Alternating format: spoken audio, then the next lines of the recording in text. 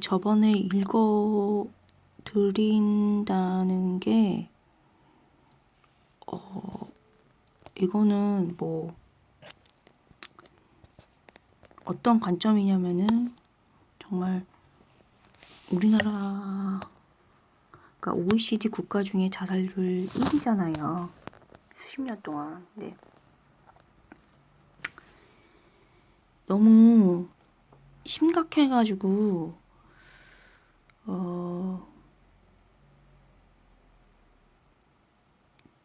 저의 어떤 문화 어떤 문화에 대해서 그 묻어나는 거겠죠. 글이 이제 그래서 글은 뭐 그 사람의 인격이라고 하는데 자 이거를 대충 제가 한번 그때 썼었거든요.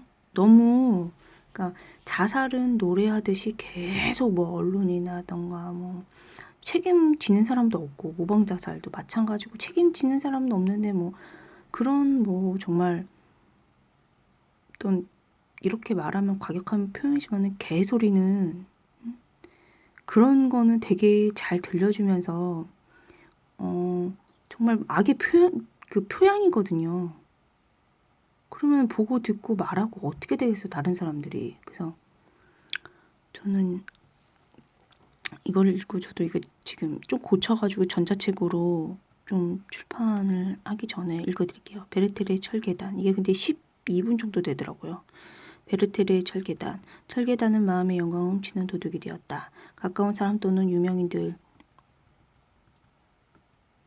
늘의 자살, 기억 속의 그 철계단은 그런 마음의 그림이다. 누군가에는 죽음을 떠올리며 한 사람의 죽음을 그림자가 동화되었고 또 하나는 베르테르도 남겨졌다.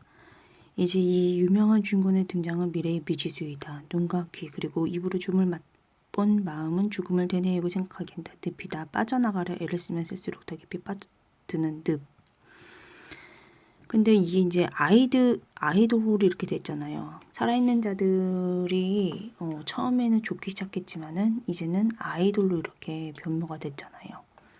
그래서 다양하게 변모한 추모들을 보는데 그 삶에 깊은 회의감이 들 때면은 그 베르테르가 떠오르죠. 근데 이거는 매우 자연스럽고 알려진 사실인 거죠. 불특정 다수에게 이런 그 베르테르 효과가 나온다는 거는. 그래서 그런데 이제 이 유명인의 자살 또 연예인이나 그 정치인들의 그 자살을 얘기하는 거예요. 정확하게. 그래서 그 자살을 하면은 일반 국민들의 모방 자살이 통계로만 600명인데 그 일반 국민들 한 명 자살하면 그 자살자 옆에 주변에 있는 130여 명, 그 여명이 쇼크를 받는다는 거예요. 당연한 거거든요. 근데 이걸 갖다가 책임지는 사람도 없는데 계속 이런 그 자살 이거 외국에서는 이게 간단하게 이거 사실 잘 하지도 않는데요. 근데 그거를 노래처럼 해놓고 정말 책임지는 사람도 없고 그 충격받으란 거야 뭐예요 그거. 그래서 일단은 계속 읽겠습니다. 추모는 어느새 극단적 죽음의 어두움을 미화의 영광으로 만든다. 사물이나 사실을 있는 그대로 인식한다는 것은 경멸을 하거나 격화시키지 않겠다는 미래의 기도인 것이다. 사랑을 하려면 사실 인식이 먼저다. 수많은 모방 자살의 무거운 책임을 질 사람은 누구란 말인가? 누굽니까 이거? 없잖아요. 누가 진다는 말입니까? 그러면 다 쇼크 받으란 말입니까? 진실을 격화시켜서 극단적 선택을 미화하는 노래들은 애도자에게 결국 어떤 의미가 되었는가, 어떤 결과들을 주고 있는가. 눈은 마음을 차지할 빛과 어두움을 결정하고 귀는 믿어버리게 이끈다. 대화할 때 사용된 언어들은 사고방식을 형성한다. 사랑의 부재는 바로 자신의 정체성 지위를 잃게 만들고 영원히 그 또는 그녀를 영원히 잠들게 하였던 것이다. 예, 사람이 사는 이유에 대해서 그 혹시 알고 계신 전 지금 알고는 있는데 너무 이제 이 내용도 저기 어떻게 보면은 성서적이고 그래가지고 더 말은 안 할게요. 근데 이 전자책도 진짜 아니 개소리들은 그렇게 노래를 부르면서 정말 이상하다니까요. 계속 읽겠습니다. 이 지위를 잃게 만드는데 이렇게 사랑이 부재가 바로 사람의 정체성 지위를 잃게 만들고 영원히 그 또는 그녀를 영원히 잠들게 하였던 것이다. 그러니까 이 사람은 사랑을 받아야 되잖아요. 사랑을 하고 사랑하기에 영혼과 생명을 통찰해서 베르테르에 대한 죽음의 단상을 가감없이 노래해본다. 이 순수한 사랑의 노래는 예측된 평범한지는 아닐 것이다. 이 사랑에서 뿜어져 나오는 침묵이 우울, 그러니까 좌절, 슬픔, 배신감, 상처에 대한 유일한 길을 잃을 것이다. 이 침묵이란 것은 그 마음의 침묵이 굉장히 하기 힘들거든요. 마음의 침묵. 예. 감정이 있기 때문에 마음의 침묵이 하기 힘들어요. 그리고 눈의 침묵도 좋은 것도 그 나쁜 거에 대해서 나쁜 자료들에 대해서 침묵한다는 것은 좋은 거 보겠다는 뜻이거든요. 좋은 거. 그러니까 나쁜 거를 그거에 대해서 침묵한다는 게 힘든다는 거예요. 말도 침묵하기가 힘들다는 거예요. 나쁜 거에 대해서 침묵한다는 게 좋은 거를 보겠다는 의미인 거예요. 그 좋은 거에 대해서 지금 설명을 해요. 그 좋은 거는 사랑의 시죠. 보이지 않는 사랑을 노래한다는 거. 이것을 노래해 보려고 한다. 그래서 자문해 본다. 나는 무엇을 사랑하며 살아가고 있는가. 남겨진 어려운 문제들의 진실은 무엇인가. 이 질문에 하는 이유는 오늘을 살고 내일을 살아가는 즐거움의 원천이 되기 때문이다. 너의 삶에 큰 공백이 만들어져 버린 거죠. 그래서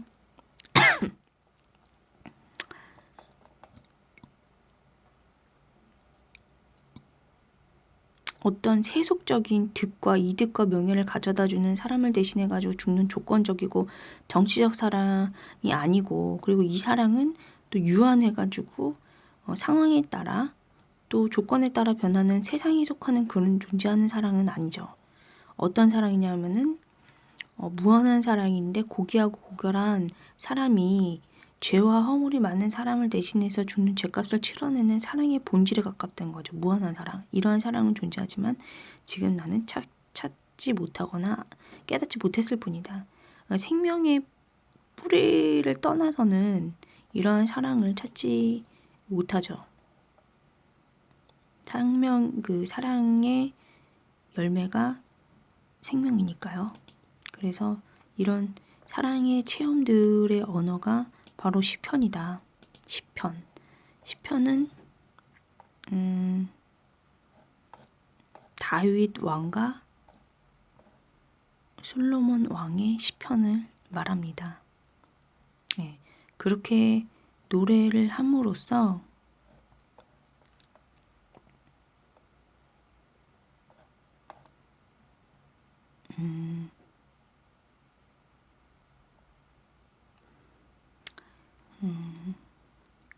극단적 죽음의 사실과 이로 인한 슬픈 어두운 감정을 위화시켜 아름다운 예술 작품이 된 것으로부터 바로 어떤 그런 죽음이나 다른 사람들에게 전해지는 그런 악영향이 바로 세워진다는 거죠. 이렇게 함으로써 그것은 사람의 허영심으로 만든 물건일 따름이다. 그것은 결코 그 또는 그녀가 아니다. 그들을 그들로서 인식되는 것이 굉장히 중요하다. 그들은 그들로서 또 물건으로 대체되는 게 아니라는 뜻입니다. 사람들의 허영에 따라 실제보다 더 아름답거나 또 덜 미화되거나 한 그렇게 만든 물건일 뿐이지 이거는 그 또는 그녀가 아니죠. 미화는 사실과 진실을 경멸한 행위와 다르지 않다. 잘못된 인식은 사랑할 때 위험한 것이다. 타인에 대한 사랑이 나의 자아 정체성을 완성해 나가는 일과 깊이 연결되어 있다는 사실은 나를 자극하며 자각하게 한다. 그래서 도대체 수많은 사람들의 모방 자살에 대한 책임은 누가 진다는 말인가? 아까 잠깐 말씀했던 대로 다른 나라는 이렇게 대대적으로 보도를 안 하고, 응? 그리고 또 법에 의해서 판단을 하지 죽이질 않거든요. 자살을 그 여러 명이 지금 했잖아요. 근데 그게 법에 의해서 그게 자살을 했으면은 저 사람은 자기 멋대로 이렇게 했구나. 그렇게 해서 떠났군 이 세상을 이렇게 얘기할 수 있어. 근데 법이 아니라 이거가 지금 악의 스캔들로 지금 몇 개가 지금 이렇게 몇 명이 죽어가지고 모방자살은 누가 책임질 건가요? 이게 그래서 쭉 읽겠습니다.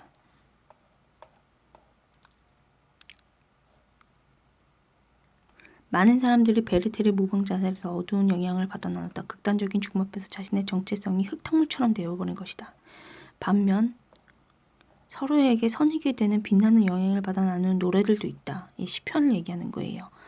나와 내가 기쁘거나 서로를 만족시키기 위한 시와 노래를 불러본다. 이 시와 노래로 대화함으로써 나날이 생각은 밝고 희망적이며 날카로워질 것이다.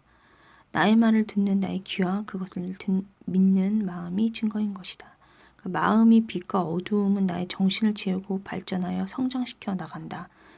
마음을 결정하는 시각 재료들에 따라 방향도 바뀌는 일들을 자주 찾을 수 있다. 마음에 따라서 정신이 바뀌고 성장해 나간다는 사실을 얘기해 주고요.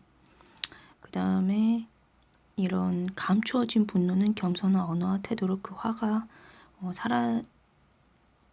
이 겸손한 언어란 거는 이 바로 아래에 있는 부드러운 언어를 말합니다. 부드러운 언어란 거는 저번에 잠깐 말씀한 대로 겸손한 말인 거예요. 태도가 말인 거예요. 겸손. 사서삼경에 겸손 뜻이 없습니다. 그러니까 없다는 것은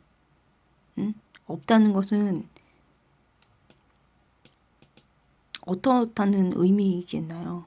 없다는 것은 실천을 하지 못한다는 거예요. 제대로. 실천을 못한다는 것은 제대로 알지 못한다는 뜻이 되겠죠. 그래서 얘를 삶에 적용을 못한다는 뜻이 되겠죠. 그래서 이 겸손은 어디서 배워야 되냐? 바로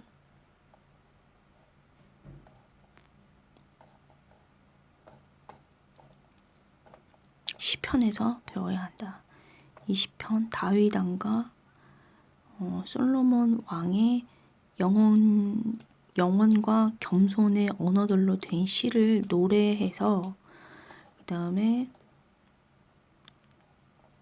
말을 하면은 생각이 날카로워지거든요. 생각이 날카로워지고 그 말이 그러니까 저속한 단어나 저속한 말을 쓰면은 생각이 사고방식이 어떻게 진행될까요? 그리고 저희가 고전이나 정말 성경대로 성경 말씀대로 한다면은 생각이 서로 대하고 그러면 생각이 사고방식이 어떻게 발전하고 성장할까요? 틀린 거죠. 아주 다른 양상으로 가겠죠. 그거를 얘기하는 거고 그 다음에 아까 말한 그 침묵이란 것은 찾아보시면 알겠지만 침묵은 아무나 하는 게 아니죠. 저희는 외적인 존재인 거잖아요.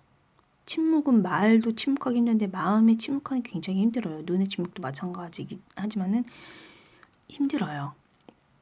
그래서 시간이 되게 오래 성실한 시간들이 되게 오래 걸린다.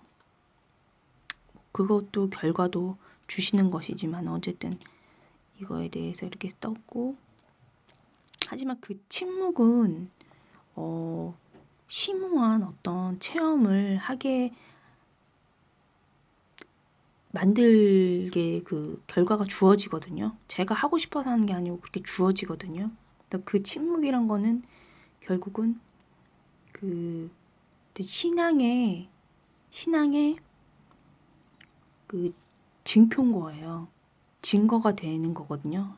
이거는 이제 나중에 공부하다 알겠지만 그게 심오한 체험을 가져다 주기 때문에 신앙의 그 증거지 그냥 침묵하는 게 아니에요. 그냥 침묵한 게 아니고 신앙이 있기 때문에 침묵하는 건데 그거는 그 창의성과 창조성도 가지고 있다, 담고 있다. 그렇게 하거든요. 그래서 아까처럼 어떤 아이돌을 우상을 만드는 것을, 어두운 그런 것들을 우상을 만드는 것을, 사실을 직시하지 못하는 것들을 사랑하는 것은 곧 죽음을 사랑하는 것이다. 그러면 나는 무엇을 사랑하는가? 오를 담고 있습니다. 나는 무엇을 사랑하는가?